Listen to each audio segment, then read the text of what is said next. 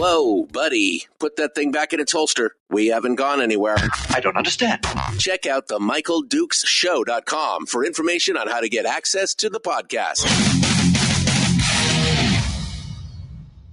Welcome to the party, pal.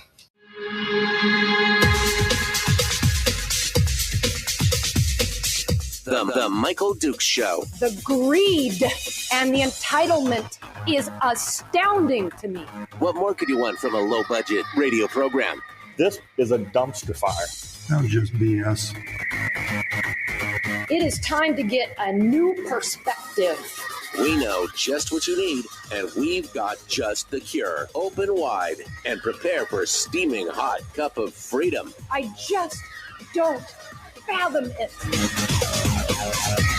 The Michael Dukes Show, streaming live across the world. Oh, howdy, howdy, howdy. I'm a cowboy. Good morning. Welcome to the program. It is Tuesday.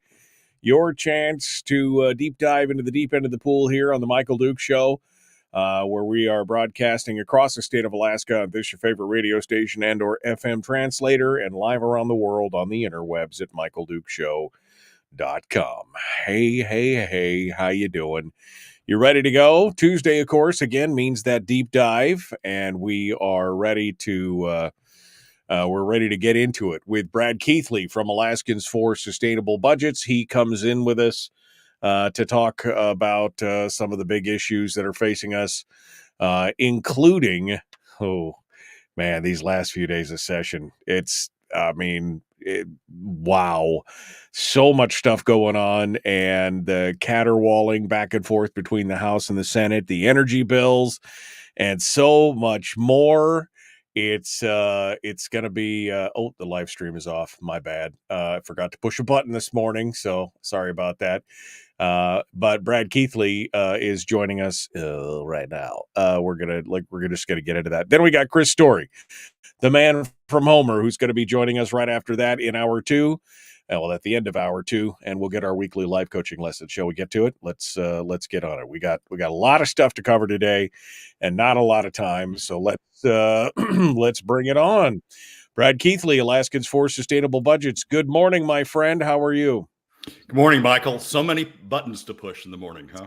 You know, sometimes you forget. It's like I got like 15 things that I need to start and push the button on, and every now and then I haven't not been on the air, so at least there's that. I've forgot to push the start button for the show, so it's okay.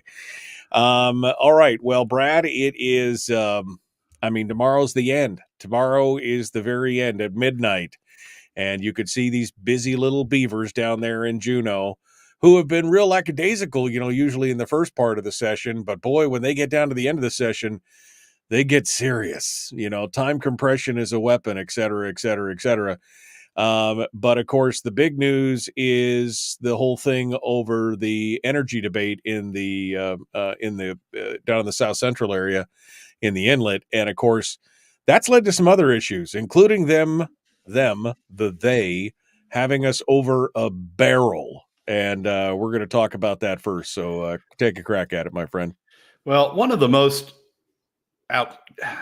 concerning quotes I've seen not only come out not only of this session but a lot of sessions looking back over the years is a quote that came from Kathy Giesel in response to the Senate Resources Committee or Senate Finance Committee stripping out a provision that had been included in the Senate Resources Committee in what's sort of becoming the omnibus energy bill. We talked about it a little bit, hit on it a little bit in last week's show. What Senate Resources had done at Bill Wielechowski's proposal was to include a correction for the Hillcorp loophole that we've talked about on the show a lot. The loophole that allows Hillcorp to pay less than the corporate taxes every other major oil and gas producer in the state pays. And Wielechowski had introduced in Senate Resources as part of the energy omnibus, a provision that would close that loophole and essentially result in Hillcorp leveling up with everybody else, paying an additional $100 million to level up on their overall oil taxes with all of the other producers. That got added. Kathy Giessel voted for it. It passed in Senate Resources on a 4-3 vote. And it goes to Senate Finance. The bill goes to Senate Finance. And Senate Finance strips out a number of provisions that were added in Senate Resources. But one of the provisions that strips out is the $100 million closure of the loophole that got added in Resources. And turns out there was a lot of backroom stuff going on. The governor had said that he opposed adding that provision. The House Rules Committee, in response to Senate Resources adding that, gathered a bunch of Senate bills together in rules and looked like they were going to start stuffing various provisions in those in retaliation for the Hillcorp in response to what Senate Resources had done. And Hillcorp itself sends out a letter to all of the South Central utilities that utilize gas, NSTAR, as well as the electric utilities that burn gas to generate electricity. And South Central send out a letter to all of them saying, hey, you take this $100 million away, we're not sure what we're going to be doing in the Cook Inlet. We have to reevaluate everything and look at what we're doing going forward. This in an environment where obviously Cook Inlet gas is a concern. So that's sort of the backstory, and then we get to the story, the ADN story on what House or Senate Finance had done, stripping it out. And here's the quote that just stuns me. Anchorage Republican Senator Kathy Giessel had also supported the tax hike on the Texas-based operator. She said it was not unexpected that the provision had been removed after a pressure campaign from Hillcorp. Here's the quote. They've really got us over a barrel, she said, talking about Hillcorp's threats to reduce development in the Cook Inlet if the tax hike, the tax leveling went through. And that quote from a state senator, the majority leader of the Senate Senate majority, one of the proponents of SB 21 back in the day, a long defender of the industry at various times over the last decade. They've, talking about Hillcorp, really got us over a barrel as she's explaining why the Senate Finance Committee caved on the Hillcorp tax provision. That's hugely, hugely troubling. The state has a sort of a unified approach to oil taxes. Part of it comes from production taxes, part of it comes from royalty, part of it comes from property taxes, and part of it comes from the corporate income tax. And together, all of those provisions sort of are intended to fulfill the constitutional requirement in Article 8, Section 2, that the legislature shall provide for the utilization, development, and conservation of all natural resources belonging to the state, including land and waters, for the maximum benefit of its people. And when you look at, from an oil standpoint, when you look at all of these various tax regimes, they all weave together in a way that is intended to elicit from the oil industry the revenue maximizing point, the revenue maximization that you can realize from the state's oil, consistent with that constitutional obligation. What the Hillcorp loophole does is blow a hole in that sort of overall weave of taxes and revenues, blow a hole in that overall weave. And what the Wielechowski amendment supported by Giessel was intended to do was to put that weave back together again and make sure that we are achieving, as intended by the Constitution, the revenue maximization from our oil resources. And revenue maximization doesn't mean taxing everything, taking all of their profits. It means taxing it to a point. Revenue maximization means, or revenue optimization means taxing it to a point where the state's able to extract the optimum revenues. If you can overtax which results in underinvestment and which results in a drop in revenues over the long term. So you try to find that point where you optimize revenues consistent with the constitutional obligation. And the Hillcorp loophole had blown a hole in that, about $100 million hole in that. So when you try to close that, and then you have a producer tell you, well, I'll just take my dogs and go home, or I'll take nice gas field you got there. It'd be a shame if something happened to it. That's just hugely concerning. We've gotten ourselves in this position a number of ways. I mean, Hillcorp essentially has established a monopoly in the Cook Inlet, and an economist might look at this $100 million loophole as Hillcorp's monopoly rent. That's the additional they're able to extract from the state as a result of having a monopoly. And what Giesel's comment does is sort of confirm that's monopoly rent. I mean, they're saying they'll take their balls and go home if they don't get their additional monopoly rent.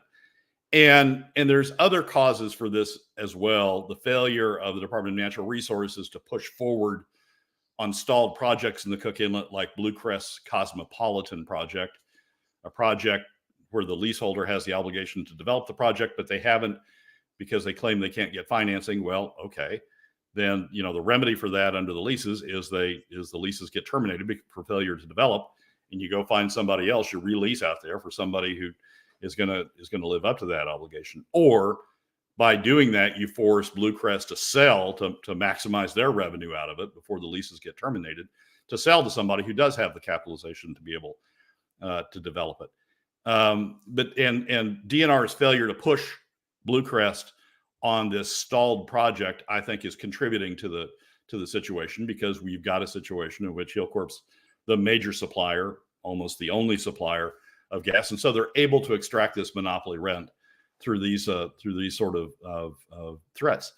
But it's hugely concerning that you get to the point where, again, the majority leader of the state Senate is saying they've got us over a barrel, where we the state can be threatened effectively, right, by a producer, that if you don't give us our monopoly rent, if you don't give us our these loopholes that we've come upon, if you don't give it to us, we're going to take our ball and go home. And that's just hugely concerning from a state standpoint. Something that would fix this, if we had a plan to import gas from somewhere else, and then they couldn't hold you over the barrel. You know what I mean? I mean, if you'd already put some effort into this, because it's still the cheapest way to make things happen. Yes, I know you want Alaskan gas. I hear you. But if you at least, got your ducks in a row and had a backstop of having an import LNG plan already in place, they wouldn't have you over a barrel. Yeah, it's lack of competition, and LNG would represent injecting competition into the Cook Inlet, right? It's not that Alaska is running out of gas; it's Alaska is running out of gas produced in Alaska. We can import gas. There's a huge amount of gas available worldwide. We can import gas and solve our problem that way, and that would create competition with Hillcorp. There's a number of ways. Pressing forward if DNR had pressed forward on Blue Crest, if they'd said, look, we're sorry you can't find financing, but you have a lease obligation to produce. If you can't find financing, if that happened in the lower 48, if that happened where we had private lessors, I was involved in these suits when I practiced in the lower 48. If you had a situation where you had a private royalty owner and you had a lessor who was failing to develop, and he said, I just can't find financing. You just sue him. You just sue to terminate the lease, and you release out to somebody who can develop it. That's a normal, accepted, ongoing procedure in the lower 48. But here we don't do that. And so we get ourselves into these situations where we have a producer that has us over the barrel, and that's unacceptable. We need to find a way to deal with this situation so we don't have the state at the mercy of producers. Well, maybe we need to stop. I hate to say it, and it's not a pipe dream, and that's kind of the phrase that popped to mind. But we need to stop looking for the perfect solution in stop bypassing the good solution in search of the perfect solution. We'd all love it to be nothing but Alaska gas that we burned here. Hell, we'd love it if it was all Alaska produced gasoline and diesel and everything else, but that just doesn't happen. It's just not going on because it's not affordable to do it. So somebody somewhere has to say it would be great if it was all Alaska gas, but we've got the solution here in LNG, imported for now. Take the long game on the internal LNG usage of Alaska LNG. Give yourself some times and stop the crisis. But a crisis works for people, and that's why they're keeping it rolling in that regard. Yeah, I mean, you and I have talked on the show before. This is all protectionism. There's bills. I mean, the royalty reduction is one of those. Is to protect Cook Inlet essentially against competition, and this is the consequence. This is the consequence of what that sort of protectionism does. It puts Cook Inlet producers in a position where they can hold the state hostage, and make threats like Hillcorp did with the letter they sent out to the utilities. Make threats that effectively cause the state to back off. Like I said, it's a nice gas field there. It'd be a shame if somebody walked away from it. That's basically what they said in the letter. All right, we got more coming up. Brad Keithley continues. Number 2 of the weekly top 3 is dead ahead. The Michael Duke Show, common sense, liberty-based, free thinking radio. Back with more after this.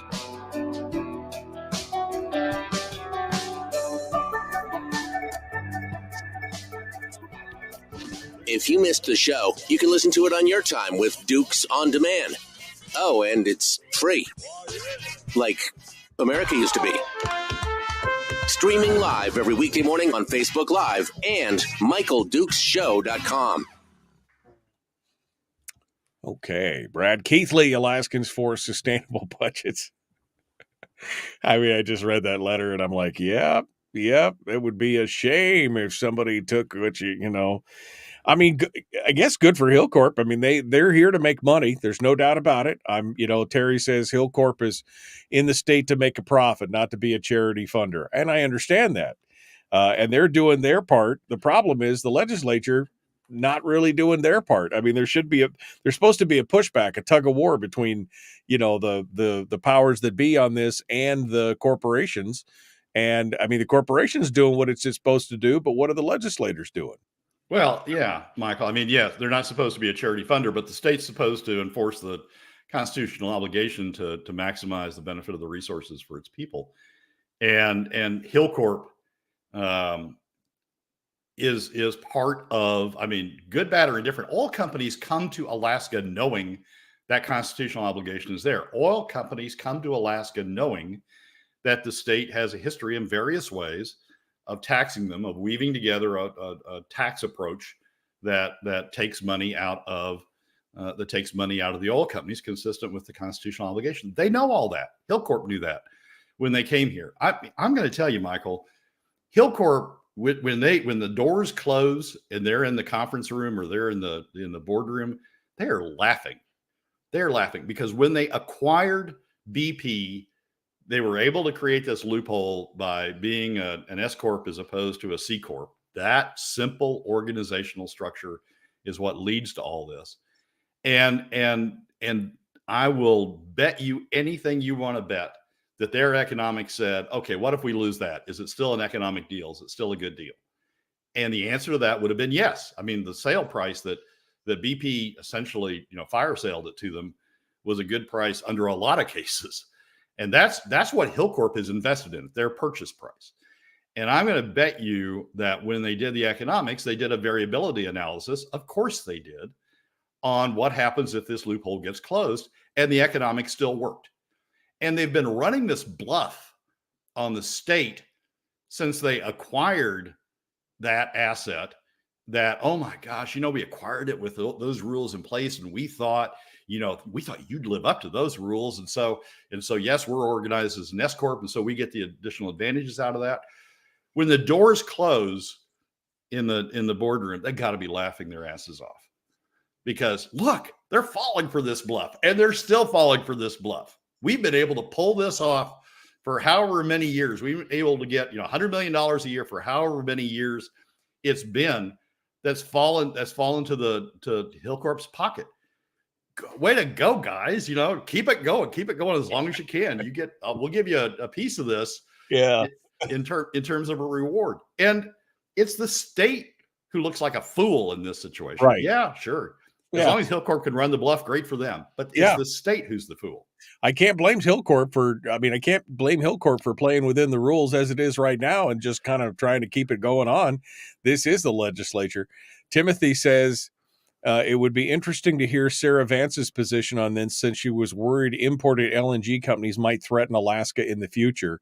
Because in her visit with us last week, she basically, started talking about gas and the energy thing. And she's like, well, we're just worried that if it's LNG, they could cut us off at any time. And I'm like, well, who's they? And wait, isn't that what Hilcorp is threatening right now? I mean, it's a valid question.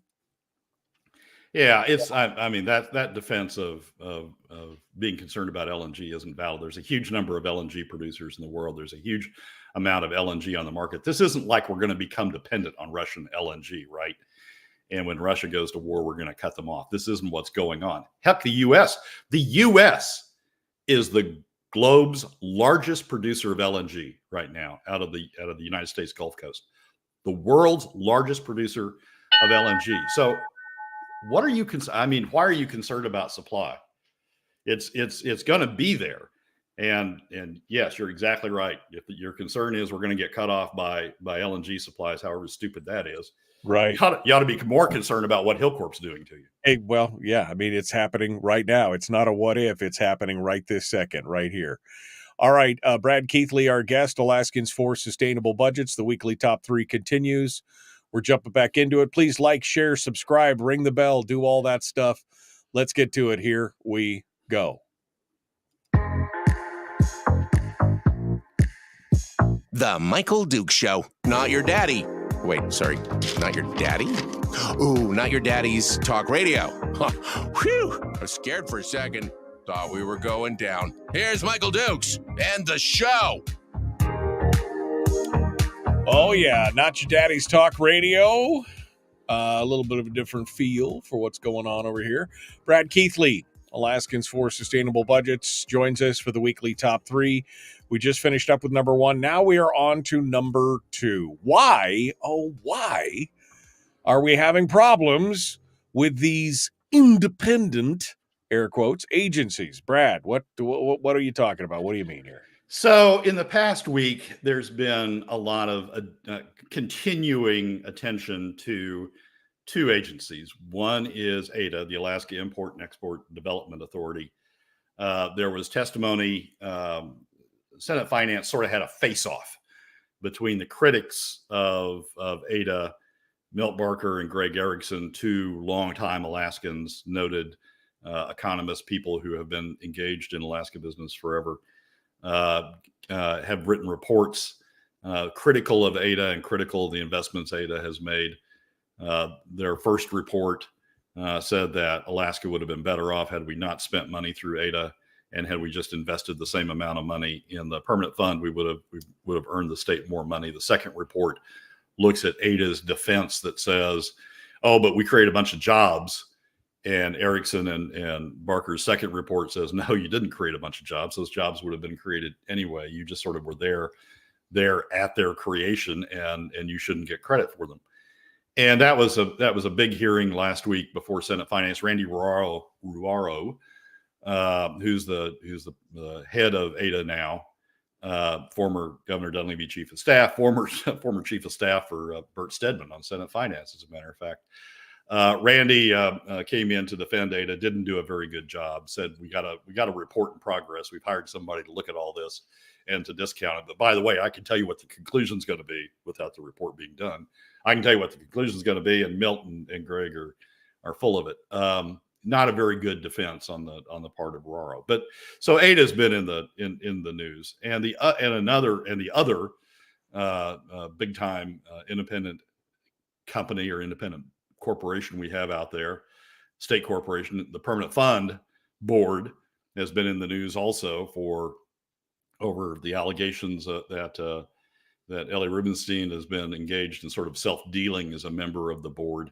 That thing, Well, and the Permanent Fund Corporation, I mean, that place leaks like a sieve. We're seeing minutes of internal executive sessions and meetings, and somebody's a little upset about what's going on because that stuff is making its way into the public eye as soon as it happens. Yeah, exactly right. And Ellie, I mean, essentially what Ellie's been doing is putting pressure on the staff of the Permanent Fund Corporation to go out of their way to give special meetings and priorities to um, investment companies that she happens to do business with through her private hedge fund, and so there's been that sort of self-dealing issue over there. And you're right, they had that controversy started with leaks to the Alaska landmine, leaks of internal emails. They had a board meeting that was supposed to address the leaks of the internal emails. And then they went into executive session, and the executive session ended up being open. There ended up being a backdoor into the executive session. So there were notes of that meeting that found their way to Landfield and got published in an article. So these two boards have been in sort of constant turmoil and constant, the constant public eye. And I've tried to think through it. There's a common theme, and I've tried to think through what's really going on here. And I think the problem is we've got two boards or two corporations, state corporations, in which we put a lot of money.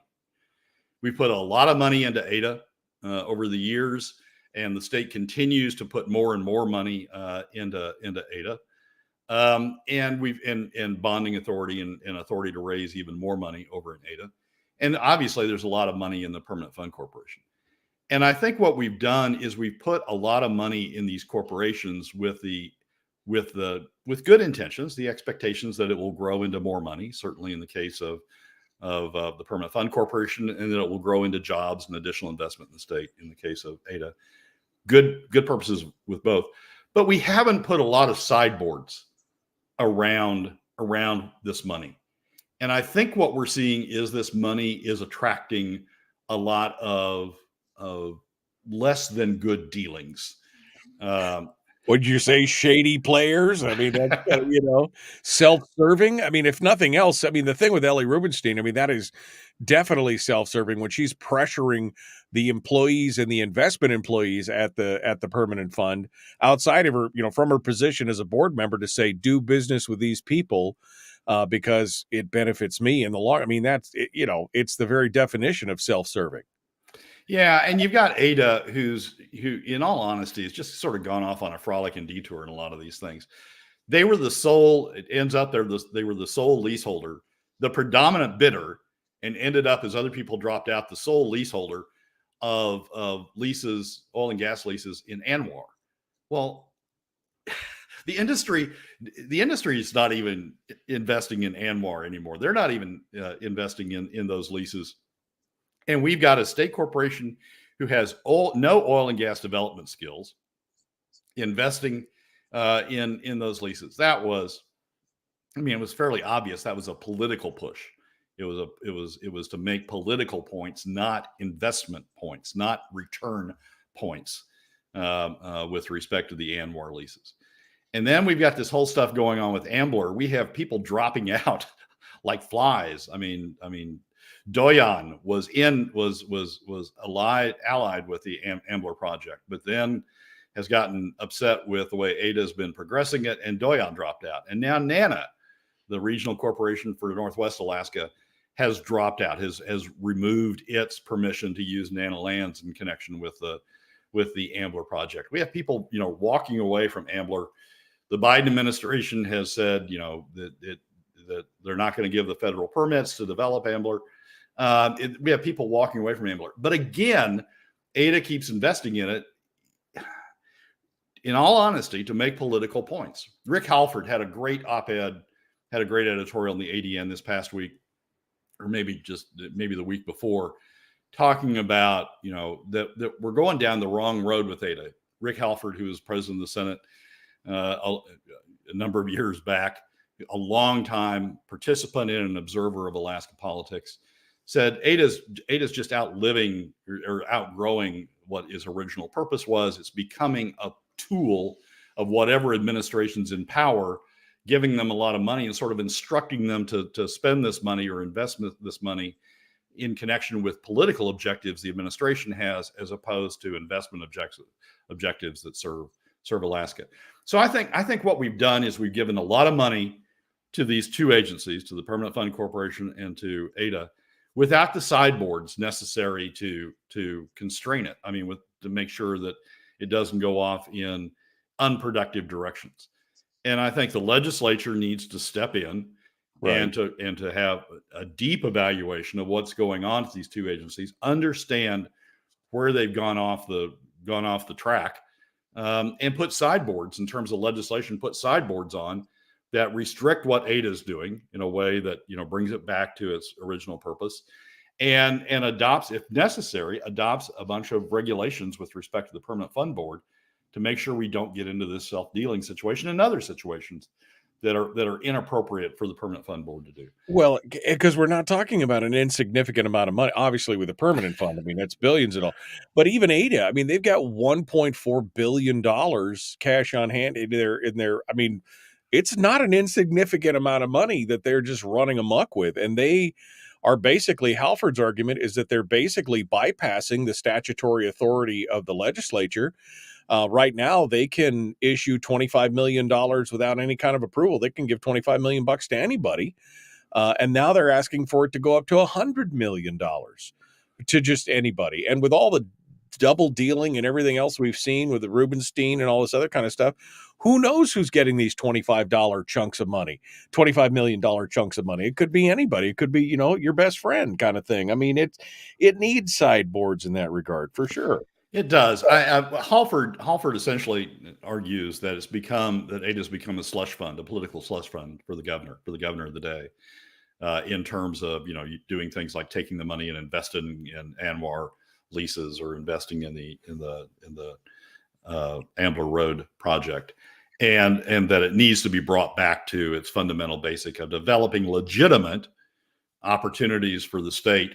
From a standpoint of industrial development, from the standpoint of state jobs and the standpoint of in-state return, and I think that has a lot of merit to it. So I think the common theme here is we've given a lot of money to these agencies without putting sideboards on it. I mean, you and I have talked on the show before about the need to professionalize the board at the Permanent Fund Corporation. I mean, we got a bunch of people who are not really investment savvy on that board, trying to direct a corporation that historically has been pretty good at investment returns. And now we've got the board members messing in it. They've got the board members trying to bypass the chain of command and go directly to staff and give staff direction on who they ought to be investing in. It's we need to sort of back up, reset our thought process around those two. Now that we got a lot of money in them, reset our thought process around those two agencies, put sideboards on them, and let them keep going on their merry way with the sideboards in place, as opposed to sort of the free flowing, free range authorities they have now. Quickly, 1 minute here, Brad. We've talked about how to reorganize the PFD or the Permanent Fund Corp Board. What's your suggestion for ADA? What would you suggest for that? I think both corporations need legislative approval of the board members, and people will say, well, that politicizes the process. It does. The process is already politicized. I mean, you're allowing the governor to make the appointments, and the process is already politicized. What happens if you go through the legislative approval is you get a bunch of questions, and you get a bunch of examination that you're not getting in the process now, when the governor can just appoint whoever his friends are.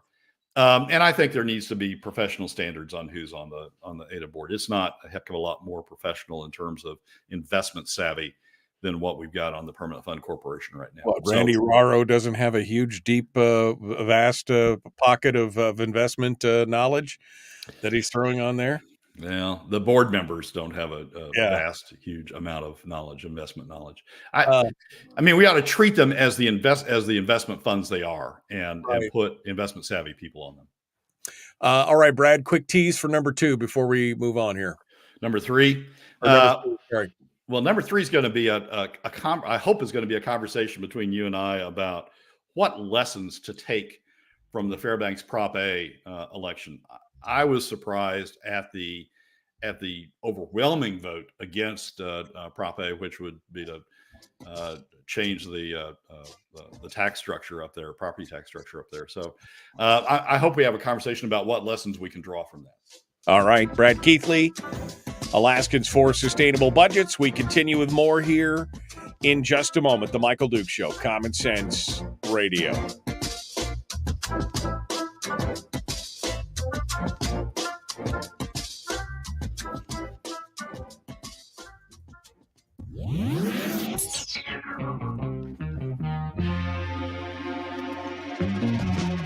Running on 100% pure beard power. Oh, also some coffee.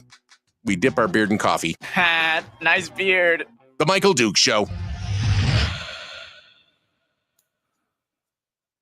All right, Brad Keithley, our guest, Alaskans for Sustainable Budgets. I mean, I don't mean to bang on Raro, but I mean, at some point you got to be like almost $1.5 billion in there. Their track record is spotty at best. Although I noticed that Must Read had an article that how did she put it? That it was all George Soros dark money. What was that? What was the time? I was trying to find the video shocker. Senator Jesse Keel aligns with George Soros, the Arabella Advisors and New Ventures funds, to try to take down Alaska economy. Because the committee gave Salmon State 40 minutes to present to talk about, look, I'm not a George Soros fan, don't get me wrong, but at some point you got to be like, if it's a spade, it's a spade. Have they really produced anything? And Barker was on the board of ADIA. I mean, he knows this thing inside and out. So, I mean, at some point you got to be like, have you really produced anything in 40 years? Oh, and Erickson is a longtime observer of the legislature and state government. Is an economist by training. Was I think the state economist at one point. Published a deep dive publication looking into state finances for a number of years. Greg has I know Greg well, and Greg has a really good feel for the state. So yes, it was sponsored by Salmon State. Yes, it was, and Salmon State may or may not be funded by Soros or whatever, but it was a study done by Milt Barker and Greg Erickson, both of whom have their reputations on the line, and both of whom understand this stuff, and a deep dive into whether they're achieving it. And not only that, you got Rick Halford, who's not financed by Salmon State. You got Halford out there sort of joining in and saying, look, we've gone off track here with what ADA is doing. So yeah, it's an easy pick to say, ooh, Salmon State bad. But you got to look at who's doing the work. It's Barker and Erickson and Halford who are critiquing it. And in all honesty, I mean, I don't know what ADA is doing. It's been a year, maybe more, since Barker and Erickson's first study was published, looking at what would have happened if we'd taken the money that got invested in ADA and invested it instead in the Permanent Fund Corporation. It's been a year or more. And the immediate reaction to that at the time by ADA was, oh, well, that's wrong. We're going to do a study and show it's wrong. And they've never published the study. And when Raro got up to testify, it was, we're still doing the study. The study's gonna come out soon. So, it's not like ADA hasn't had the chance to respond to this. How long does it take to look at us? How long does it take to do a study anyway? Well, we've got to study the study that we studied before with a study that we've created to study that study. I mean, it's the Alaska study industry all over again.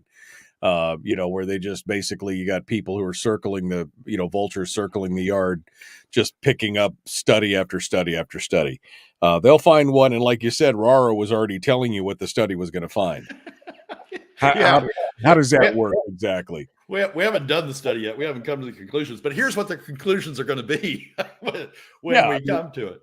Yeah. And I mean, if you believe that, then I'll sell you some beachfront property in Arizona at this point.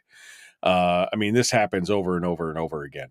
And look, I love the idea of ADIA, right? I mean, the concept of it was great. I mean, originally a bonding authority for federal bonds that couldn't be done by individuals and giving the opportunity for other businesses. But if it's just become this slush fund, if it's just become this ability for any sitting governor to then direct it however they want, as a, again, as a political tool to use however you want.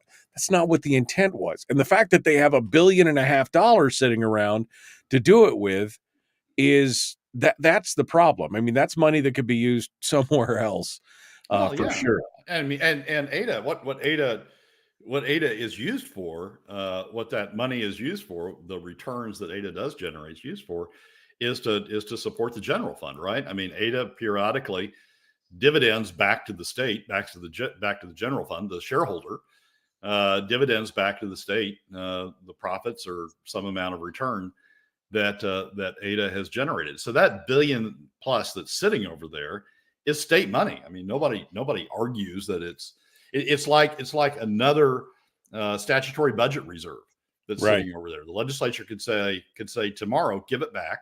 We're going to use it in connection with balancing the budget.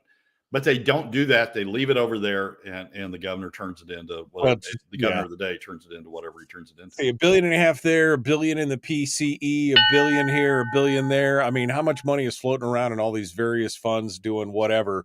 Don't worry, they're going to tap your PFD super hard, and it just won't be any. In fact, what did somebody say earlier? Gary said that apparently they passed the senior exemption from $150 now to $450,000, and that would absolutely drive other funding sources, including the PFD and sales taxes. I mean, that's coming too. It's all dead ahead.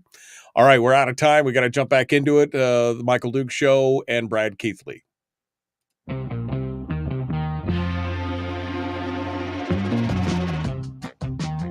The Michael Duke Show. Seriously humorous with a pinch of intellect. Sorry. That is humorous. Here's Michael Dukes. Oh, so hurtful. So hurtful. Brad Keithley, Alaskans for Sustainable Budgets. We're working on the weekly top 3, moving over to number 3. And this is the question of, what did the Prop A vote in Fairbanks that happened here a week ago, what did it teach us? What is the state able to learn from this vote? Now, I had some commentary on this to begin with, Brad. I felt like this vote was going to fail. I thought it was going to be close, but it obviously was a blowout over 2-1 when it was all said and done. I thought it was going to be a lot closer, but I did think it was going to win strictly because the metrics across the nation right now, it seems like everybody is focusing on the economy, inflation, and everything else. I'm out in the business world dealing with businesses and business owners, and they're all nervous. They're all, a lot of them cutting back their spending on advertising and other things. They're battening down the hatches because they're concerned. And so when I saw this, I thought, oh, this is not going to fly. I thought it was going to be a squeaker. Instead, it was a complete and total blowout. Your thoughts? Well, yeah. I mean, Fairbanks has been electing fairly liberal assembly members and North Star Borough members recently. And so, yeah, you might think that Fairbanks has become sort of liberal. And, looking at it, I got to say, I'm looking at this from a distance, right? I wasn't in Fairbanks. I didn't see the dynamics that are going on in Fairbanks. I don't, truly understand the dynamics that have caused, the election of more liberal members to the city council and otherwise, to the borough council and otherwise. I don't quite understand that. My take on it from a distance is that this is an indication that when you try to raise broad-based taxes, when you try to impose an increased tax burden on a broad base, as increasing the tax cap would have done on property taxes, would have increased the property. The concern would have increased property taxes. When you do that, you get pushback. You finally get pushback, and I take it as one lesson to be learned from this is using broad-based taxes to raise revenue does have an impact on spending levels, because people, when it's broad-based, people will push back on that. They'll see it as an attack on them, as an attack on their economics, and they will push back on that in a way that we haven't been seeing it with, using PFD cuts to fund government, because PFD cuts fall only on certain segments of Alaska. They only fall on middle and lower income Alaska families. They don't fall on the oil industry. They don't fall on non-residents, and on the industries that hire non-residents.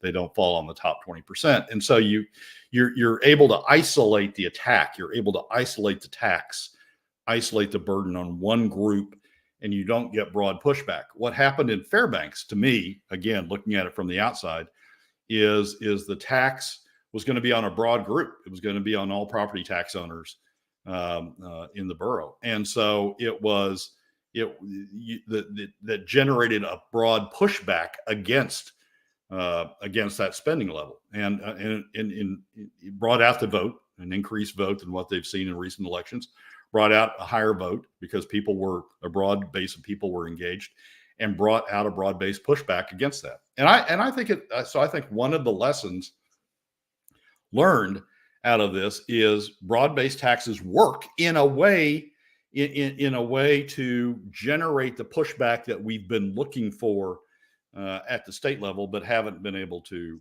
achieve, because they've been targeting the burden on just this one small segment. I will say that that's probably part of it. I would say first and foremost that I think one of the reasons why Fairbanks has turned more purple than red, there's still segments. Obviously, it's segmented, blue out by the university, red out by North Pole, et cetera, et cetera. But I think more of anything else, a lot of times people have just kind of thrown their hands up in the air. And they're frustrated with the situation, and they've kind of walked away. I saw that before I left. The assembly, when I got on the assembly, was fairly balanced. By the time I left, it was 7-2. There was only 2 of us that were conservative at all. And it had just slowly progressed down that way. I think also the attack on the tax cap itself probably infuriated a lot of people, because the tax cap is coming up in October for a renewal. And so they knew that this was happening, and they could have put it on the ballot then, but they decided to end run it and do it on this thing. Then you had the fact that the mayor had found an additional $13 million laying around that they could have used, and that they still moved forward. And then the final insult to injury was the fact that they kept saying it was for the children, save our schools was the slogan of their thing. And the fact is that money is not guaranteed to go to anything. It goes into the general fund. It could be appropriated for that. It could be appropriated for something else. But I think overall, it was the fact that people are up to here, especially since in Fairbanks specifically, I received a lot of different emails and comments from people that bumped into me when I was in Fairbanks that talked about how their assessments had gone up. One of my friends sent me a text, said his assessment has gone up $135,000 in the last 3 years. And so the combination of all those things, with the economy the way it is, people worried about it, the increase in taxes, that you can't get any more blood from the stone. You've attacked the tax cap. You've lied to the people to say that it's for the children. You had the money, but you went ahead and tried to bust the tax cap anyway.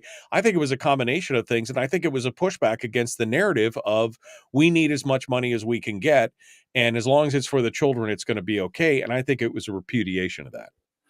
Yeah, that makes a lot of sense. One of the things that's striking me as I sort of look at elections around through the state is, and look at the legislative districts and gubernatorial races, is it's easier for progressives to win if the issue is overspending, how we spend money. We should spend more. I mean, examples are we should spend more for the schools. Yeah, I agree with that. Conservatives tend to resist that. Progressives tend to push that. And so people, spending. Yeah, I want to spend more money on schools. And I want to spend more money on school maintenance. And I want to spend more money on infrastructure. And I want to spend more money on this. And I want to spend more money on that. That when elections are about spending, you tend to have progressives have an advantage in those. When elections are about paying for it, paying for that spending, like I view Prop A as being in part who pays, and the election is you pay, broad based, y'all pay more, that you tend to have more conservative results, that people say, oh, I don't want to pay for this. Yeah, it's nice to spend on it. I mean, I'll vote for it if we're talking about spending this stuff. I'll vote for people who want to spend it on this or that or the other thing. But if I have to pay for it, if the election is about me paying for it, that I have to come up with the money for it, broad-based, across the board, everybody's going to have to come up with money for it, then there tends to be a lot more pushback, and you tend to have more conservative results. And so one of the things I'm sort of taking away from not just this election, but sort of in the aggregate, if people can make the elections about who pays for it, right, and you're going to pay for it, and it's and what they're trying to do is to make you pay for it. Right. If you can make the election about that, you tend to have more conservative results. If you let the election be about, oh, I want to spend it on this, or I want to spend it on that, or I want to spend it on the other thing, then you engage all of the special interests, and they all sort of, you say, oh yeah, well, spending on that's good, so I'll support this candidate. What we've allowed to happen in this state through using PFD cuts at the state level, what we've allowed to happen at this in this state is for the state to isolate who's paying off on a bunch of people who frankly don't have the time and energy to get that deeply involved in state politics and to understand what's going on. And so you've allowed the elections to be much more on where we spend it, people to argue about where we're going to spend it, then focus it on who pays for it, and you all are going to have to pay for it, and we're going to be taking it out of your pocket because we've allowed this segmentation, and it doesn't affect the top 20% who vote as a general rule, have higher turnout rates than the other 80%. We've allowed the top 20% to escape. We've allowed the oil industry to escape, and so their advertising dollars aren't at work pushing back advertising and lobbying dollars. We've allowed the non-resident industries to escape. Yeah, no, I mean, I agree totally. And Rob Myers says this is why the feds have so much debt. Everybody wants to spend, but nobody wants to pay for it. They don't ask the people if they're going to pay for it. They just borrow the money. And that's exactly why we're in the same problem. Brad Keithley, Alaskans for Sustainable Budgets. Hopefully we learned something from this. I hope the other parts of the state are paying attention. We'll see what goes on. Maybe they won't get so sneaky and they'll get defeated again somewhere else. Brad, thank you so much for coming on board. Michael, as always, thanks for having me. All right, folks, hour 2 is dead ahead. We will continue. Don't go anywhere. Brad Keithley leaves us, but Chris Story will be joining us at the end of hour 2. Back with more after this. Now, I do have to agree with this, and I didn't stop you because you were on a roll. Conservatives aren't against school spending, but we are against spending with no accountability. There's no blanket spending, right? Just like we need more money, so spend it. So, I mean, conservatives aren't against the funding of schools. It's just this idea that more money, more all the time with no accountability or no metrics is a good idea. Yeah, and I guess it's a matter of degree, right? Conservatives believe that there ought to be accountability and there ought to be a limitation on the amount spent to the extent you can make it accountable. And if there's spending beyond that it ought to be cut off. Progressives tend to believe just more and more and more without sort of the cutoff for accountability. I agree with that, but generally speaking, yes, in generalization, you're right. I mean, progressives are all for it and conservatives are against it. And generally speaking, I'm sort of coming to this theory of what moves elections. I mean, the problem at the federal level, Rob's right. I mean, the problem at the federal level is that the state or the nation can take on debt, right? I mean, a lot of debt, growing amounts of debt, huge amounts of debt, fiscally threatening debt. Yeah. And so it's not really, I mean, so at the federal level, debt sort of serves the function of the PFD. You're sliding it off on future generations who don't really see it and don't really have a voice in it. Yes, we do have a tax system, but taxes only pay for a portion of the spending. The rest of it is being funded by debt. And so you get away with additional spending because you're pushing it off on somebody that can't fight back.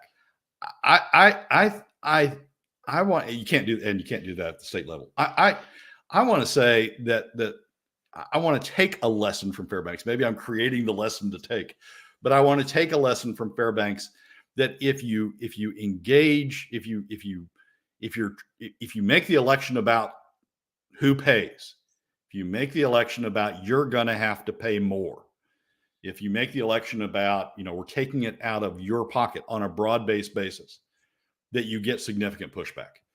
I mean, yeah, you can't take that out of Anchorage bond elections because the bonds are in part subsidized by the state. And so, you always get this argument that, approve the bond. You only have to pay for, 50% of the cost. The state's going to pay for the rest of the cost, and they pay that through PFD cuts. And so you get away with that. I like the results of the Fairbanks election, and I'm trying to make sure that we understand the lessons of it to be able to adopt those lessons in other situations. No, I mean, I don't think it was any single one thing. I think it was a combination of things. I think definitely you're right when people discovered, who pays, that they have to do it for sure. Brian, I think, also hits it when he says, and it was right on the heels of the school board debacle over accusing certain legislators of accepting bribes. That didn't help endear the education complex to the taxpayers.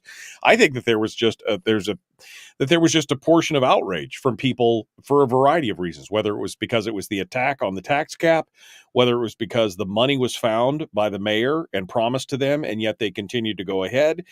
They refused to include it in a regular election. They expended, $100,000 of borough money to have a special election. I think that's why you saw people rise up. And there was a big turnout from the North Pole area, which has been kind of quiet the last few elections. And there were a lot of people that turned out there. Tammy was going to give me the breakdown once all the voting came through, but it was a pretty significant jump.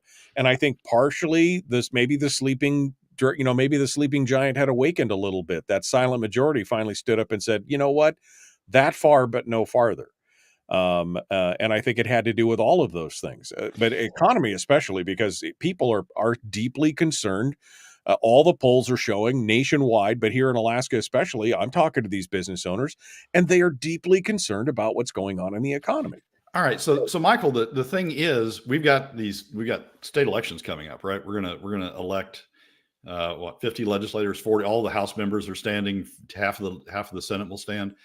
We're going to have 50 legislative elections. The challenge here is to take what happened in Fairbanks and to apply and to learn the lessons and apply those lessons in these legislative races, and use that as a tool to create a pushback to where Juneau's been going. And so I think there's a usefulness in trying to distill down what happened in Fairbanks because of how big the vote was. Distill down what happened in Fairbanks and try to extract from that tools or arguments or themes that can be used in these state legislative races to push back on those who want to just keep spending forever at the expense of middle and lower income Alaska families. I think it's going to continue. I mean, Tammy was talking about how they've spent all the way up to the tax cap. There is no wiggle room. There is no more. We're under the cap. We can expand next year because we're under the cap. They've spent all the way up. And I think, again, that goes back to, well, who pays? That means that the property taxpayers is going to be on the hook for something new if they continue to expand and they continue to push back. So I think the messaging here should be along the lines of, you're going to have to pay for all this great government. Whether it's through property taxes, maybe the PFD could be made an argument, but whatever it is, after the PFD's gone, they're coming for you and your dollar. It's going to happen. End of story. I got 30 seconds here, Brad.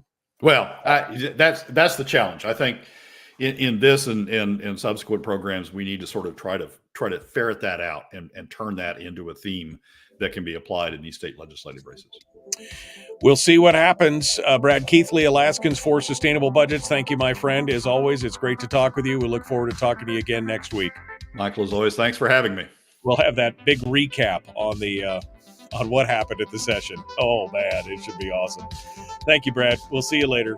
All right, folks, we're out of time. The Michael Duke Show continues. Hour 2 is dead ahead.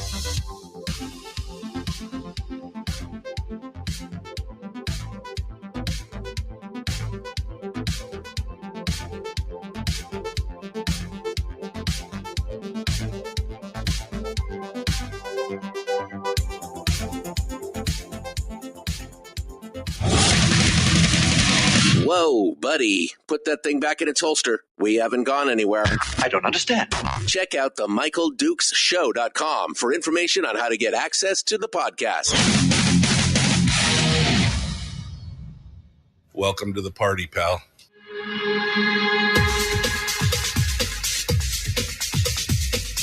The Michael Dukes Show. The greed and the entitlement is astounding to me. What more could you want from a low-budget radio program? This is a dumpster fire. That was just BS. It is time to get a new perspective. We know just what you need, and we've got just the cure. Open wide and prepare for a steaming hot cup of freedom. I just don't fathom it. The Michael Dukes Show, streaming live across the world. Live around the world on the interwebs at michaeldukeshow.com and across the state of Alaska on this, your favorite radio station and or FM translator. Hello, my friends. Good morning. Welcome to hour 2 of the Michael Dukes Show. We are broadcasting live this morning. Just finished up with Brad Keithley from Alaskans for Sustainable Budgets. Had a couple interesting points in there. His last point was what happened in Fairbanks and what can the state learn from what took place in Fairbanks during the Prop A vote on this special election that took place last week. And that's an interesting point because, the question is, we're fresh off a victory. And we being, I feel like the more conservative voices are fresh off a victory. And so how do we maintain that momentum to keep those things rolling and to take that messaging that came out of Fairbanks and where do we go from here? It's an interesting point because, again, we had a massive turnout. Rob was kind enough to drop the numbers here in the chat room. Last municipal election in Fairbanks, it was a 17% turnout. Not great, right? Not down at some point. I remember one election here a couple of years ago was like 12%, right?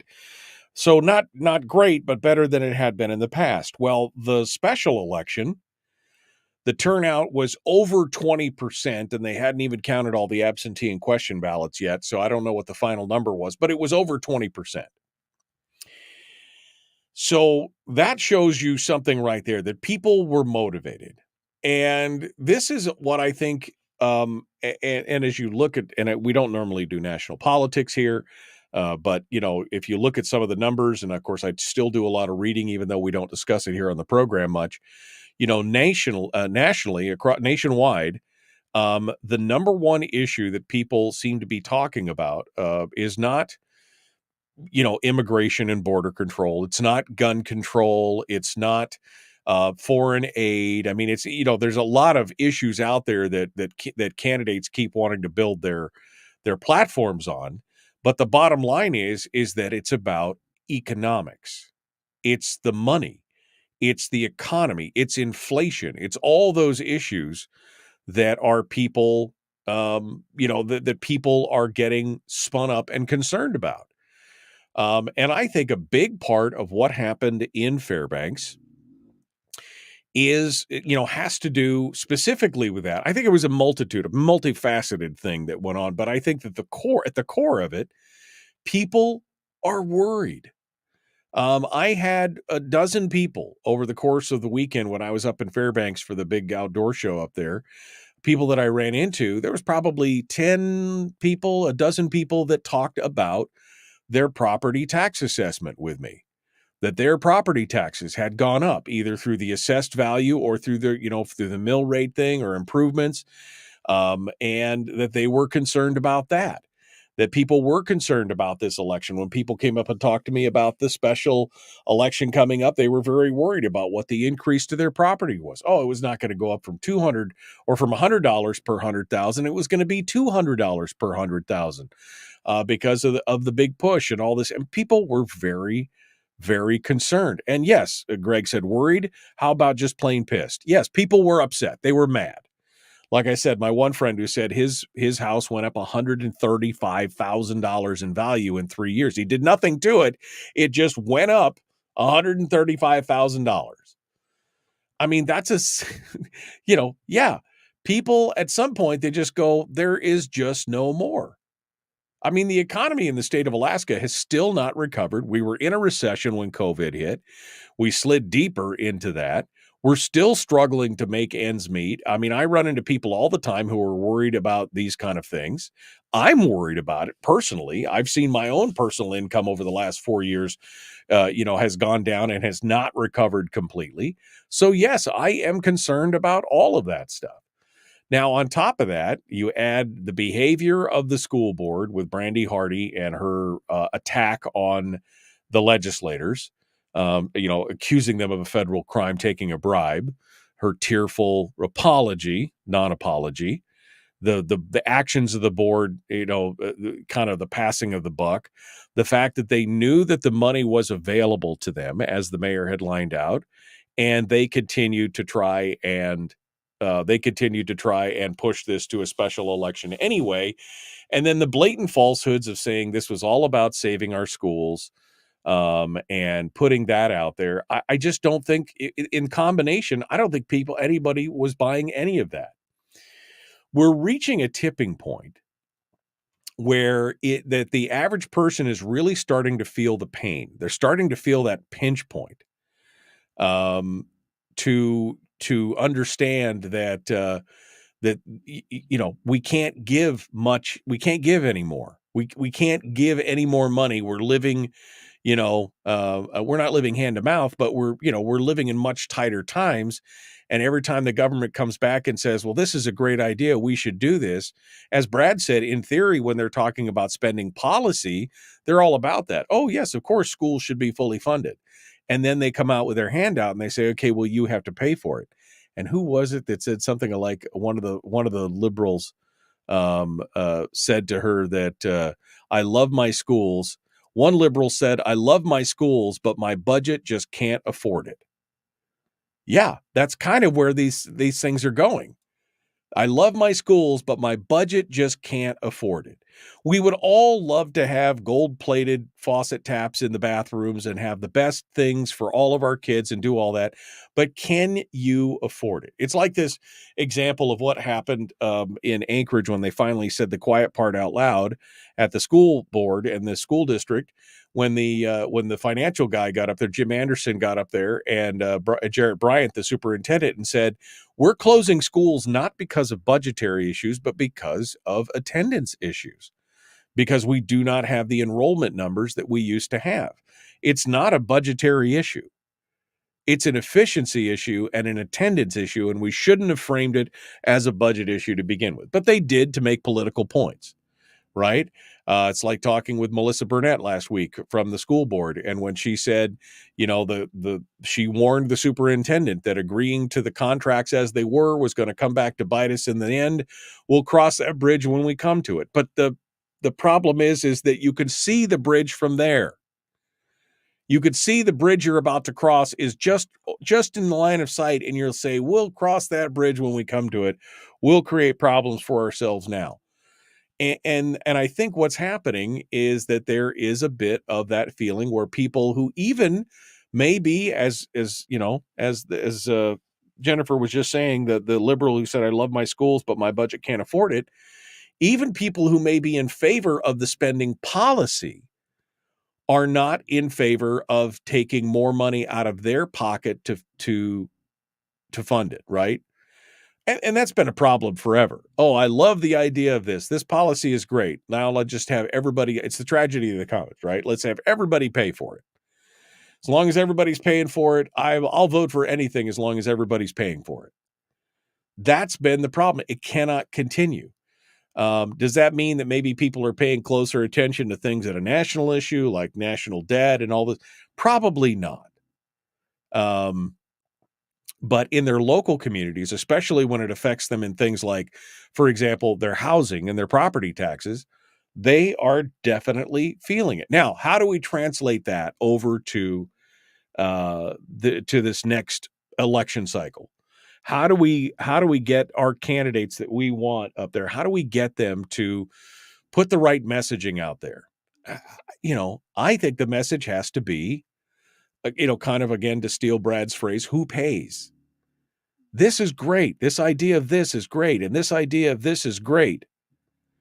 But who actually has to pay for that? And the fact is, Tammy pointed out in the Fairbanks area, is that they're already up to their tax cap. I don't think that does the Kenai Peninsula Borough have a tax cap of any kind? I don't know, or a revenue cap. The tax cap is actually a revenue cap, but I mean, we call it a tax cap. But is there any kind of revenue cap down on the Kenai? Or are they just allowed to expand? The sky's the limit. Maybe that's a question that, should be, maybe we start. But the question always becomes, again, how much is enough and who pays? Can you afford an additional $50 or $100 a month for your property taxes to go up again, that you have to put that into your mortgage every month now, into the escrow to do it? Can you afford that? Can you afford a lowering of your PFD to zero and then be faced with an income tax or a sales tax or a per person head tax or whatever they decide to do? Because that is coming, my friends. That is coming. Once the PFD has hit zero and it's no longer the 25-75 plan, 25 for you and 75 for the government. Once it gets down to where it's a 0-100 plan, then you'll be faced with the question of, not the question. It will be at the point of a gun. They will be holding you hostage and mugging you for more money. Is that the point that people wake up when they see that economic, hostage taking is part of the deal? But again, make no mistake, that is today is the 14th of May, 2024 at 7:17 a.m. Mark my words, when the PFD is gone, there will be a tax. So all you people who've been out there crying and griping about, taxing and then paying the PFD, and it's inevitable. It's inevitable.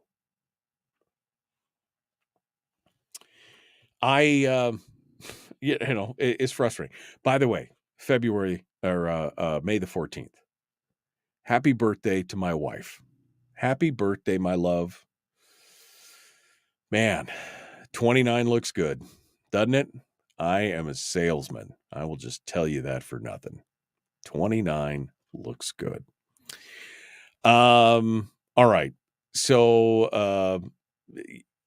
I just, I'm trying to figure out, as I try to work with the politicians that I like, with my candidates that I want to see out there, trying to offer them some advice in, messaging and everything else.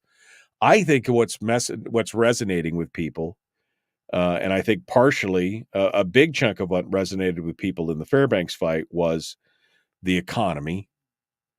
The property taxes were already high. The lying about the education and about how it was for the schools.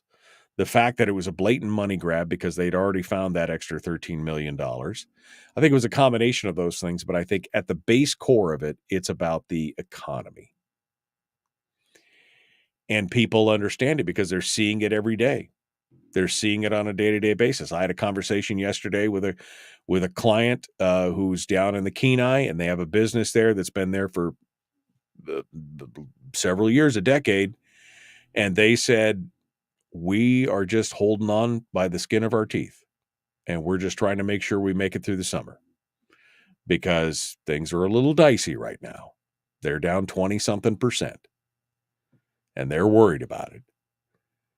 And again, that's going on more and more and more. At some point, people start asking, pulling the ripcord about, how do we protect the economy? How do we protect ourselves?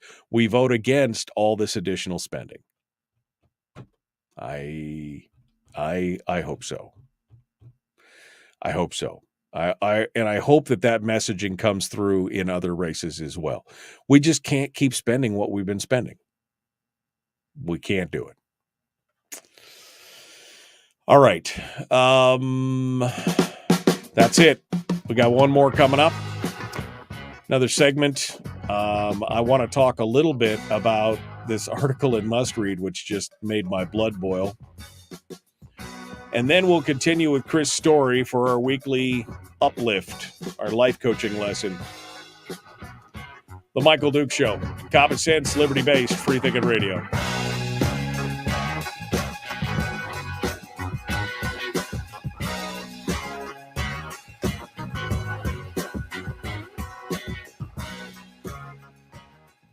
We're broadcasting live through a series of tubes. Allowing all of these entities to provide streaming stuff going on the internet. Well, it's kind of hard to explain. Sorry. Streaming live every weekday morning on Facebook Live and MichaelDukesShow.com. Okay.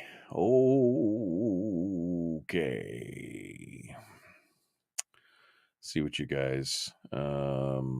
Fat Ray says these enrollment numbers are also the results of liberal policies. Everywhere they look, the consequences of their actions are waiting to give them a whooping. I mean, yeah. I mean, I think that's not wrong. The result of the policies. I think it was the perfect storm of COVID and people discovering that homeschooling or alternative schooling of some form was not as hard as they were told. They were also exposed to what was actually going on in their kids' classroom through the Zoom classes and stuff like that, and they probably were not impressed. So there was a lot of factors that went in there. 30% of the state is enrolled in some kind of alternative schooling, whether it's distance learning, allotments, a homeschool, pandemic, the learning pods or Montessori. 30% of students in the state are enrolled in some kind of alternative thing. That should tell you from a market standpoint, a free market standpoint, that there is a demand for something that you are not providing. That's the point there. All right. Let's see here.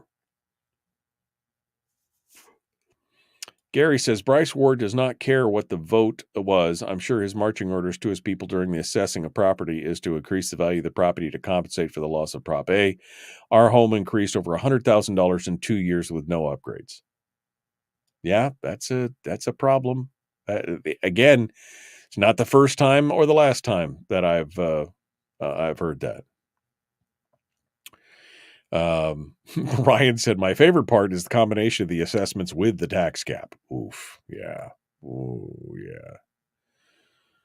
yeah. Let's see here. I'm just scrolling through you guys talking about, they don't do real assessments. They go on Zillow and use their metric evaluation. I heard that. And I heard that the assessor's office, well, I heard a lot of things about the assessor's office, and none of it was complimentary. Let's just put it that way.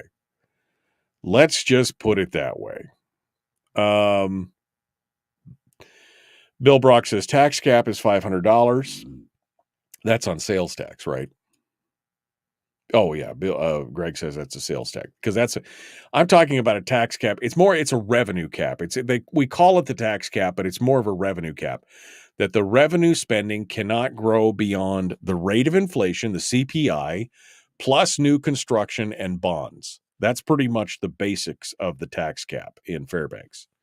So that it held down the growth of government. The only thing outside of that revenue. It basically is being held back to the cost of living index. The only thing outside of that would be new bond issues or new construction. That could be spent outside the cap.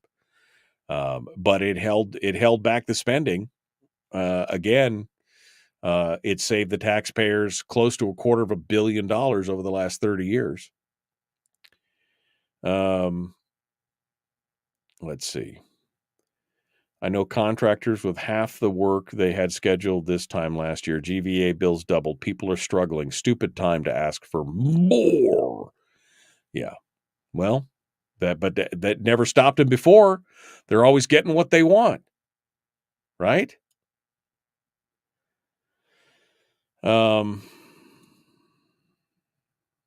It's tied to inflation. Good thing the books are being cooked to keep that low. Yeah. No.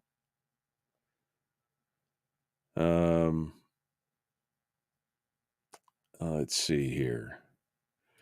The base core was this removal of the tax cap was to pay for the $35 million puppy palace. Yeah, I mean, that was the other thing. I guess I didn't mention the puppy palace. That was also something that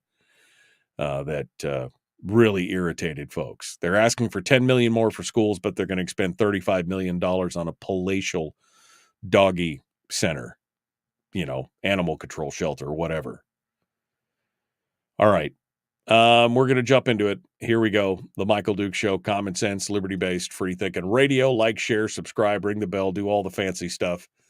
Let's get to it, shall we? Yeah.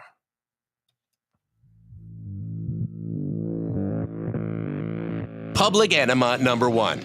Oh, wait, sorry. Public enemy number one, which makes more sense. On the other hand, he's a little bit of a pain in the Michael Duke Show. Okay. So, interesting story over in Must Read Alaska. Suzanne Downing has a new piece up, which caught my eye.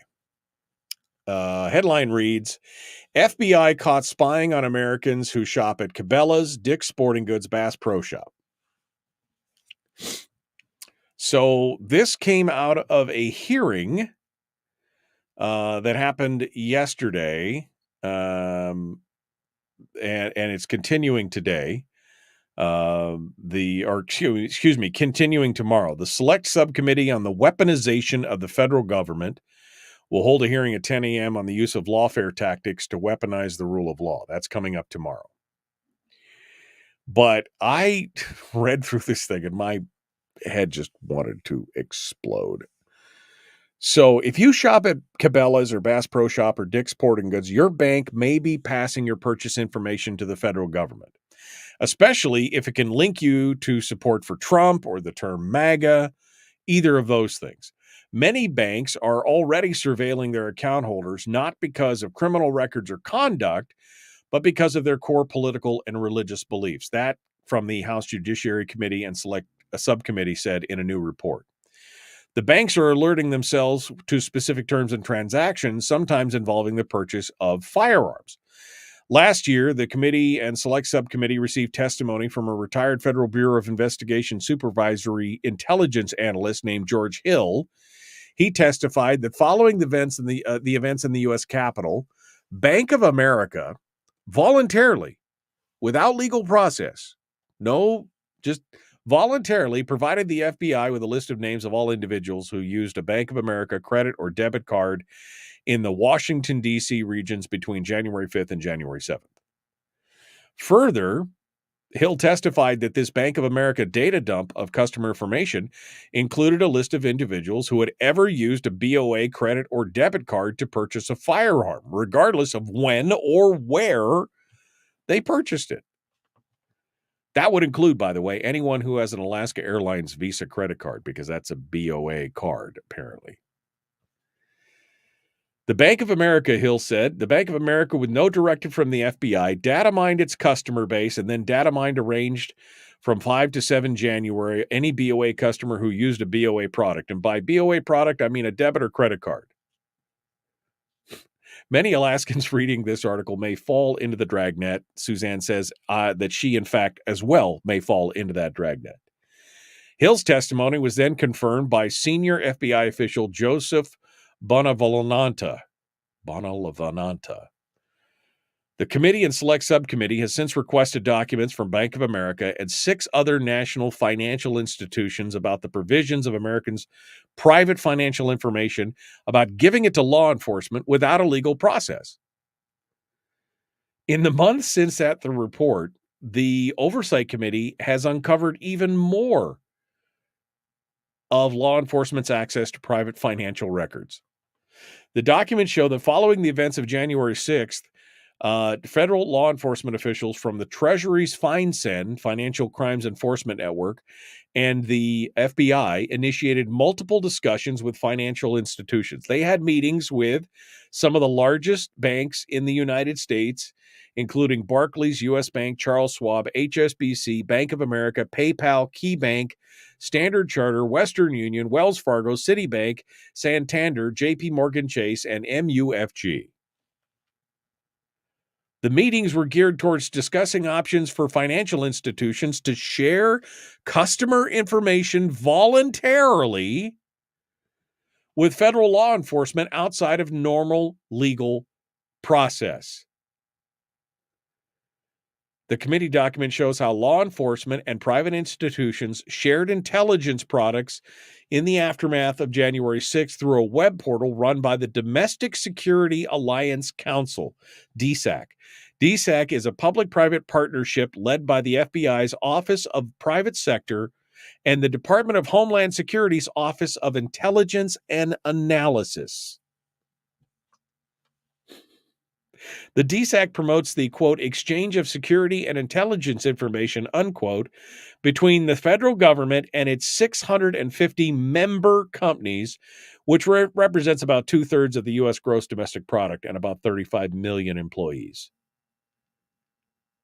Following the January 6th thing, the FBI and intelligence shared an intelligence product titled Domestic Violent Extremists Likely Emboldened in Aftermath of Capitol Breach. The FBI intelligence product, along with other materials shared by federal law enforcement, detail the extent to which federal law enforcement derisively viewed American citizens. One report shared with financial institutions noted that Americans who expressed opposition to firearms regulations, open borders, COVID lockdowns, vaccine mandates, and the deep state may be potential domestic terrorists. When the people become the enemy, what does that mean? Federal law enforcement used the report and materials like it to commandeer financial institutions' databases and ask the institutions to conduct sweeping searches of individuals not suspected of committing any crime.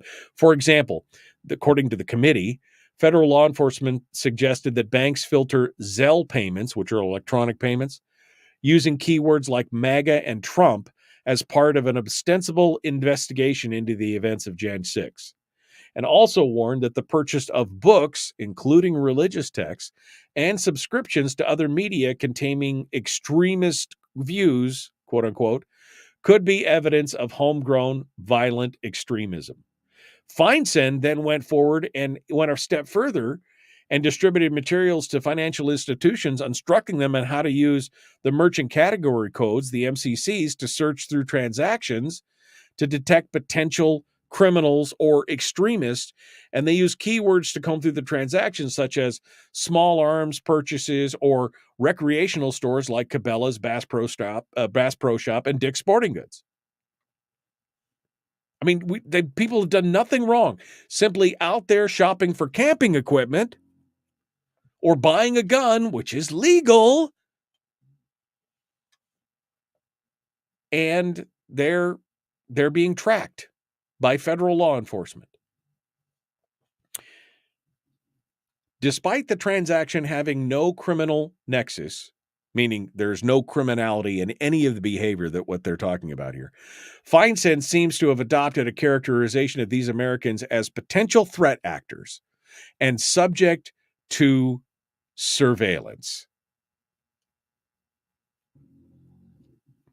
The final thing on the committee report said, while it is alarming enough that federal law enforcement and Bank of America used January 6th as a pretext for surveilling potentially thousands of Americans without a warrant, the documents received by the committee and the select subcommittee show a pattern of financial surveillance aimed at millions of Americans who hold conservative viewpoints or simply exercise their Second Amendment rights. This raises serious concerns and doubts about federal law enforcement and financial institutions' commitment to respecting Americans' privacy rights and fundamental civil liberties. Yeah, I mean, if you bank at any of those places, any of those large financial institutions that I rattled off earlier, don't think that they've got your back, folks. Don't think that they've got your back on any of that. Apparently, again, remember what they did for the school board thing, right? When parents got up and criticized the school board for the curriculum, they were labeled by Garland Merrick as domestic terrorists. And now they're tracking your every movement with no proof of anything, no proof of, that you've done anything wrong, simply for the potential that you may have done something wrong, or they may find it's a fishing expedition. Not to mention the fact that there's a whole thing on Reason magazine, J.D. Tuccilli and Jacob Sullum have both written about this, where the federal government is now purchasing private data. I mean, if it's not willingly handed over by the banks without being asked, oh, here's the information you asked for, my lord. It's instead being purchased on the open market from companies that are data mining this information from you. Yes, if you have done nothing wrong, you have nothing to fear. Now, papers, please. That's what it feels like. They are watching every move you make, scraping the data for millions of Americans, all for what? When the people become the enemy, the republic is lost. And it's starting to feel more and more like that, quite honestly. The amount of and the fact that these people, many of them in law enforcement, have sworn an oath to uphold the Constitution, to protect the privacy rights of Americans, to abide by our individual rights, and they think this is okay. Maybe it's time to cut up your Alaska Airlines card and do something a little different. But I don't know. Who do you go get a card from then? Which one works? I don't know. But I tell you what, I won't be buying with a credit card or my debit card. I'll tell you that for nothing. I mean, yeah, it's just insane. I read that and it's just, wow. All right. We got to go. We're going to continue here in just a moment. Chris Story is coming up, our guest. The Michael Duke Show, common sense, liberty-based, free-thinking radio.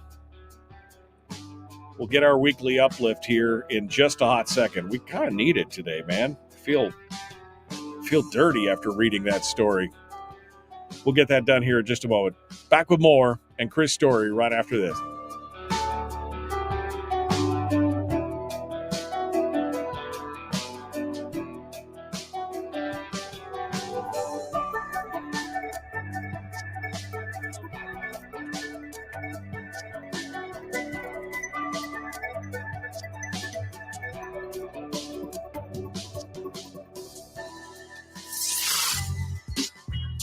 What is that?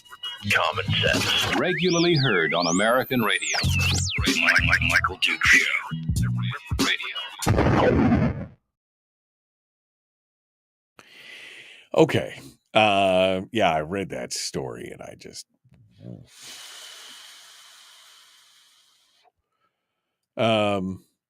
They swore an oath to get a paycheck. They didn't swear an oath to defend the Constitution. They swore an oath to get a paycheck.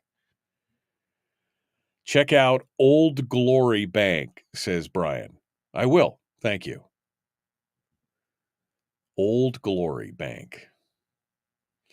Ron said this is the reason he's getting rid of the Alaska Airline Bank of America card. Terry says pay cash. Pay cash. Oh, man. I'm now on another list, says Greg. Greg, you've been on a list for years. This is years.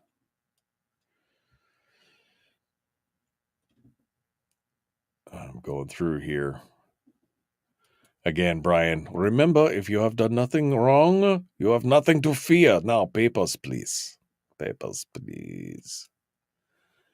Working towards the police state. Yeah, buddy. Yeah, buddy.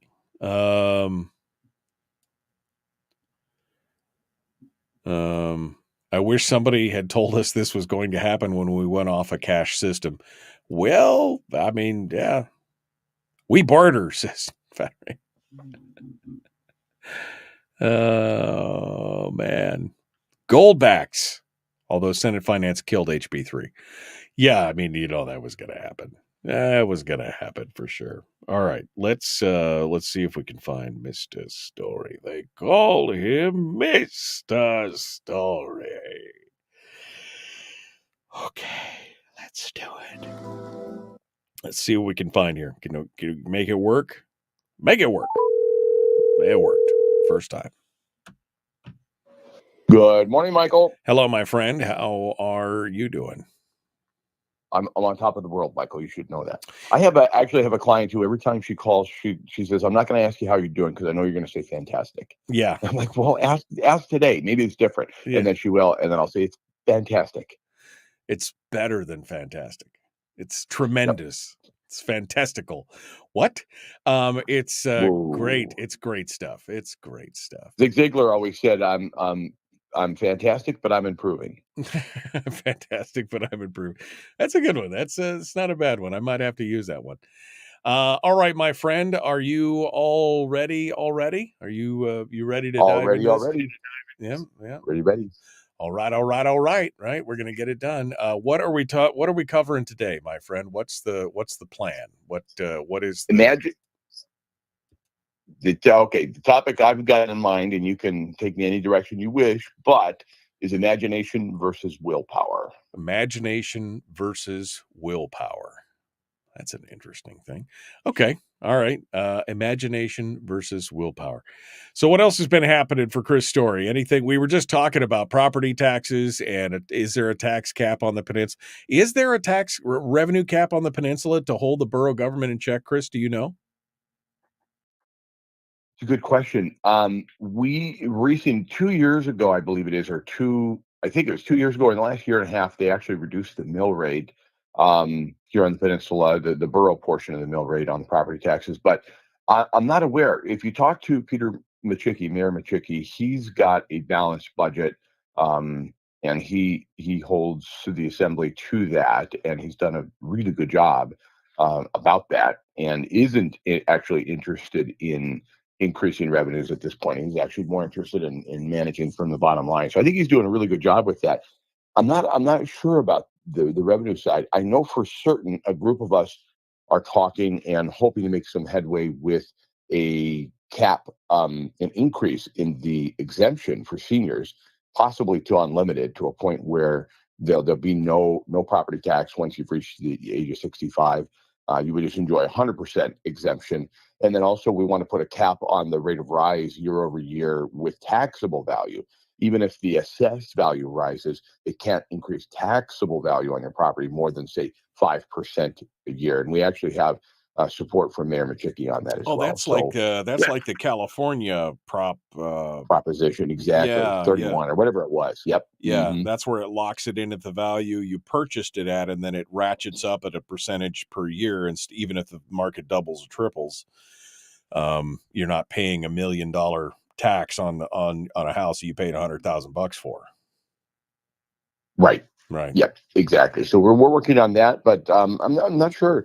Have you had Mayor Machicki on as a guest lately? I have not spoken to Peter in quite a while. I probably could reach out and get him on. So we'll see what we can come up with. All right. So imagination versus willpower. That's what we're talking about. Got it. All right. Okay. Yes. We're gonna dive into it. Chris Story is our guest. We will continue. Please like, share, subscribe, ring the bell, do all the things that you're supposed to do. Share the show with people. That's what it's all about. Get more people in the conversation. Here we go. The Michael Duke Show. Common sense, liberty-based, free-thinking radio. Let's do this thing.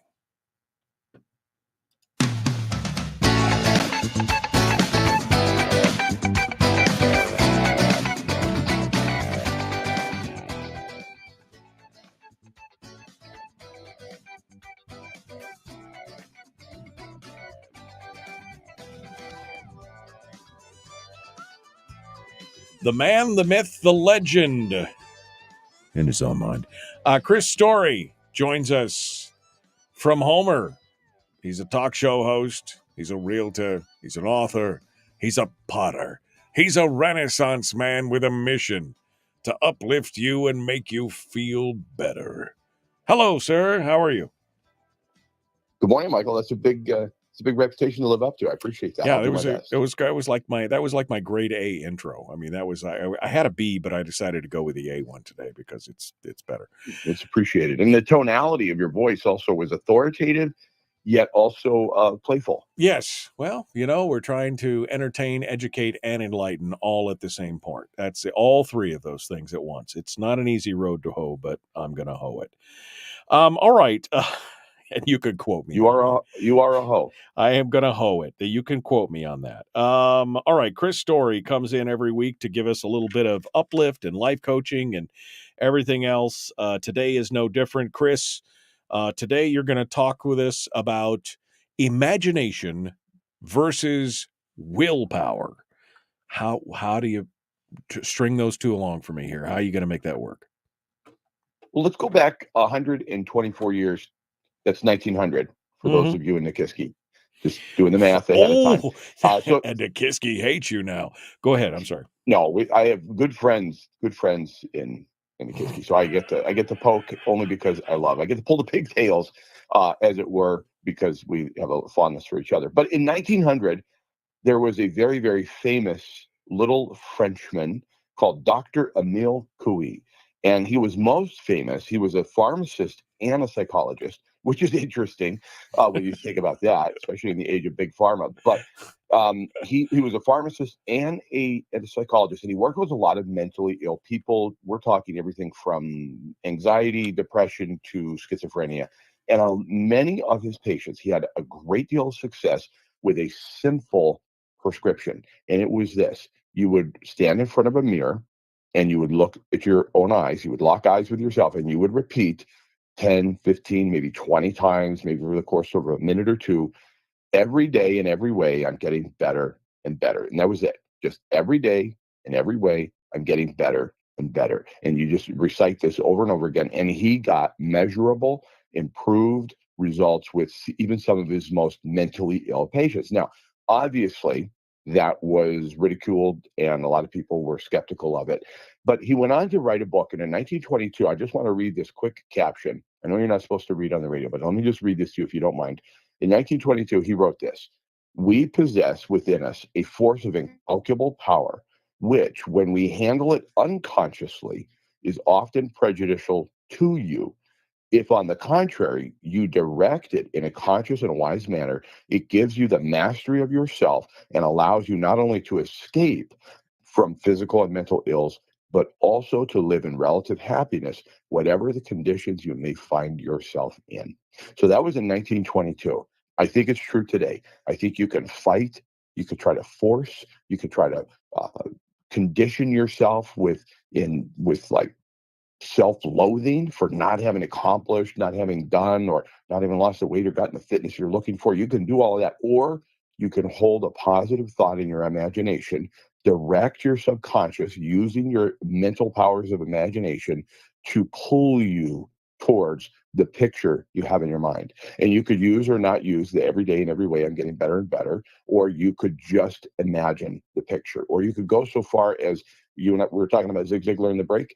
Zig Ziglar took a picture out of a magazine in his doctor's office of a male underwear model, as odd as that sounds, and he put that jockey shorts model up on his mirror and looked at it every day as he started his running program at age 48 and decided, okay, this is what I'm going to look like. And he put that picture in his mind. So you could program it any way you wish, but your imagination is far more powerful than sheer willpower or a push versus pulling yourself to a future that you can imagine.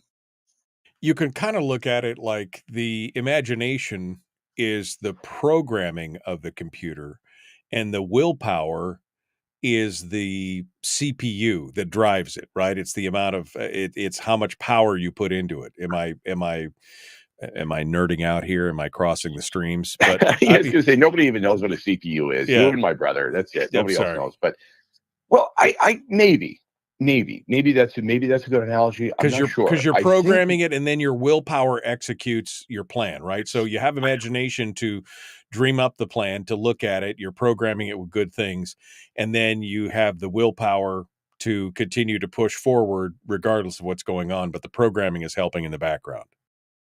maybe I'll let your chat room decide Okay, whether you're maybe on that's or off maybe base maybe there. I'm all right. And That's fine. but here's what I will say.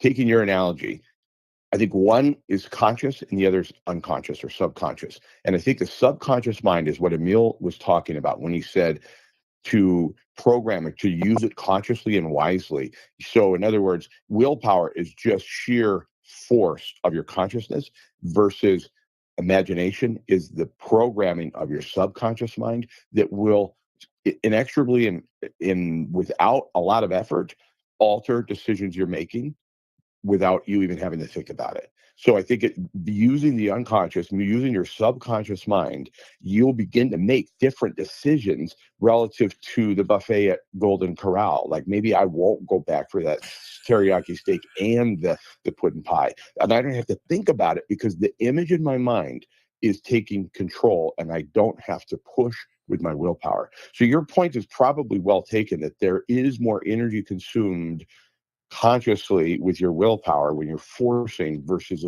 programming your subconscious mind. So I'd separate the two and say, I prefer to hold an image of what I want. For example, I was talking to somebody recently who said, well, you've just got a lot more. We were talking about books. He's writing a book himself. I have my 5th book coming out soon. And he said, well, you've just got so much more, the word's escaping me. What did he say? You've got so much more discipline than me. And he happened to be talking to Tiffany and I at the same time, and we both laughed. And she's like, no, he doesn't.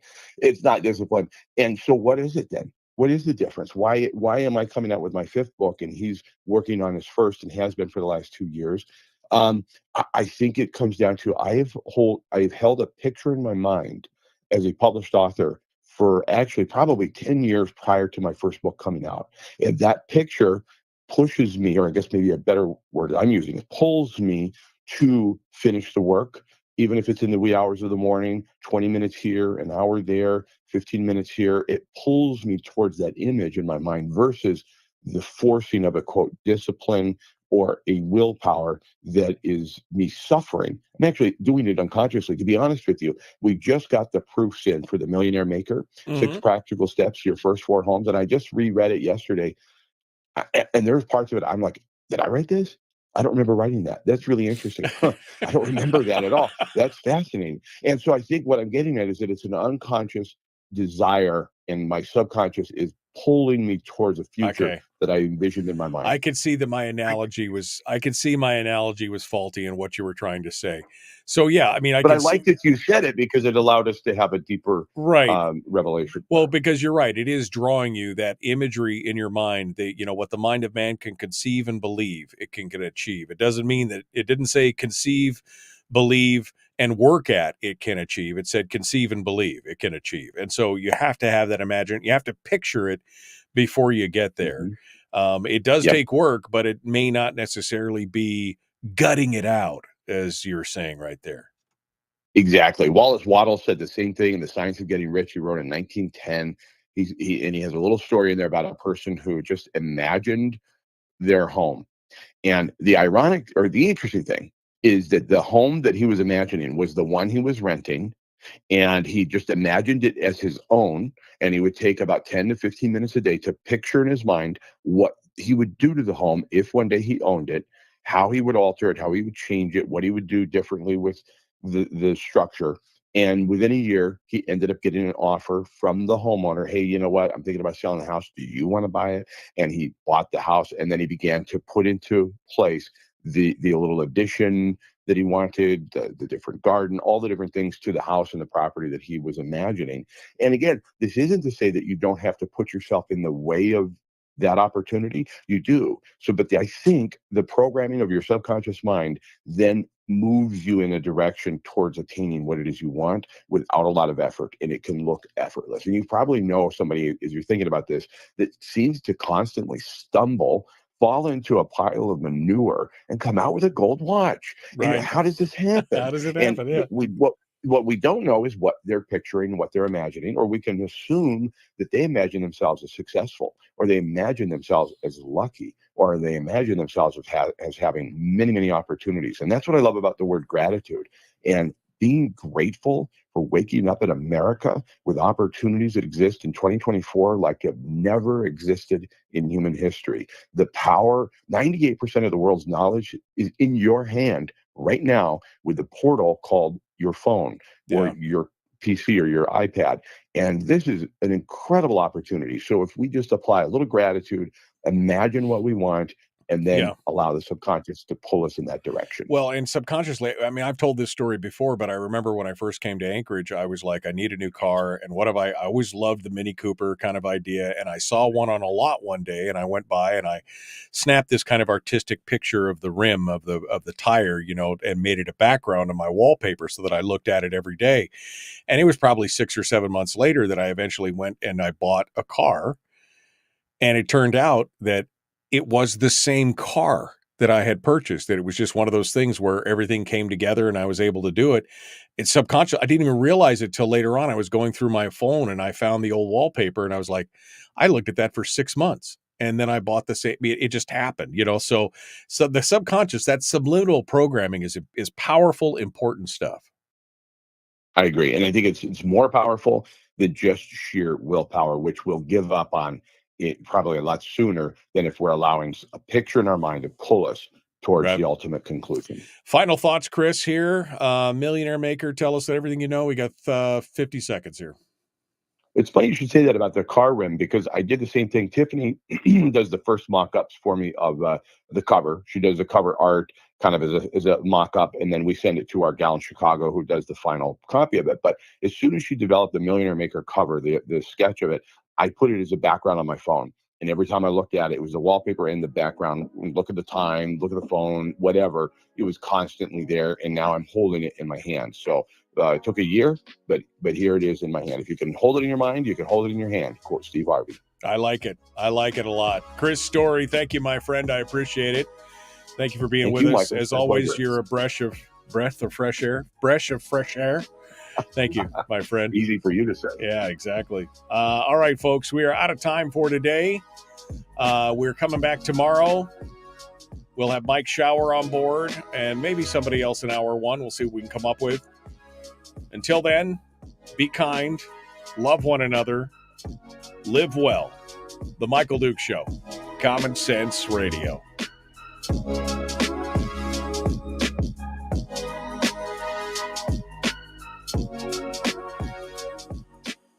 Okay, my friends. Well, that was fun. That was a good one. I enjoyed that. Chris always, of course, bringing us something good. Always bringing us something good. We are going to head out of here. I got more stuff to do for today, and then we're going to kick things off tomorrow morning, 6 a.m. Bright and early. Be here or be square. Be there or be here or be sphere. Something. We'll see you later, folks. Have a good day.